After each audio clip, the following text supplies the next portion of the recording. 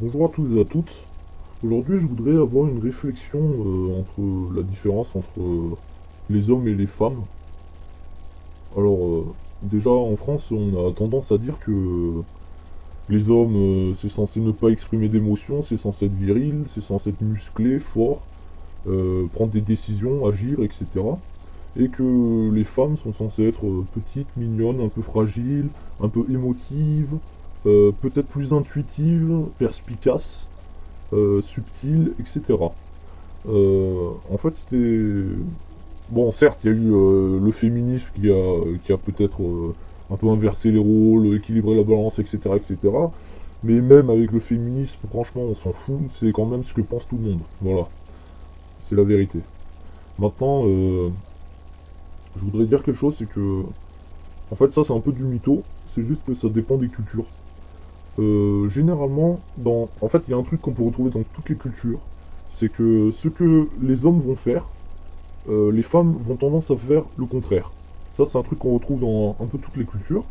Mais si je peux vous donner un exemple, je sais plus, c'est un pays en Orient.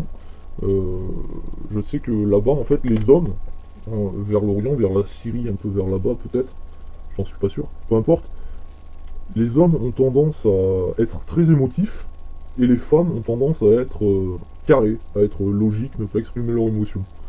Un homme va se fâcher, va pleurer, un homme puissant lira de la poésie, et on ne donnera pas du travail à un homme qui n'exprime pas ses émotions. Voilà.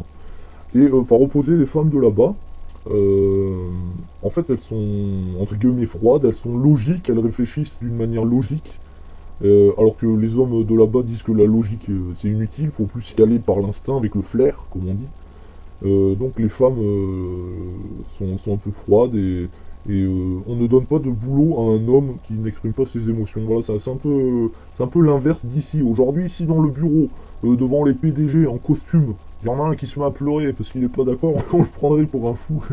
J'imagine bien la scène. On le prendrait ouais, pour un fou, quoi. Ou pour un mec qui vient de se bourrer. Voilà, c'est quelque chose qui est inconcevable. Et moi, j'ai une petite théorie, c'est que je pense qu'en chacun de nous, qu'on soit un homme ou une femme, je pense qu'il y a en chacun de nous un homme et une femme. Voilà. Euh, et qu'il y a en chacun de nous également un enfant et un adulte. C'est-à-dire moi qui vous parle, je suis un homme et je suis adulte. Mais je pense qu'en moi, il y a également une femme adulte, qui a également un petit enfant, un petit garçon, et qu'il y a également une petite fille qui s'exprime en moi. Et je pense qu'il y a ces quatre personnes en chacun de nous. Et on peut faire une comparaison par exemple avec dans la Bible, dans le paradis. Ce qui évoque le paradis, il y a un truc intéressant, c'est qu'il dit qu'il n'y a pas de différence de genre. C'est-à-dire, selon les chrétiens, quand on va au paradis, il n'y a pas de garçon-fille, ça n'existe plus au paradis.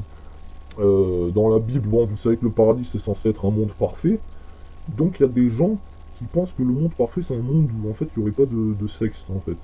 C'est assez, comment dire, bizarre comme pensée, mais en fait, c'est pas si bizarre que ça parce que quand on réfléchit avec du bon sens, c'est vrai que quand on a une personne devant nous, que ce soit un garçon ou une fille, en fait, il y a sa personne qui va s'exprimer et que c'est entre guillemets paradisiaque que de ne considérer que ce que dit la personne sans se dire si c'est un garçon ou si c'est une fille. Voilà.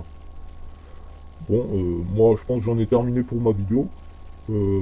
J'espère que ça vous aidera à avoir une autre mentalité dans la vie et bonne continuation.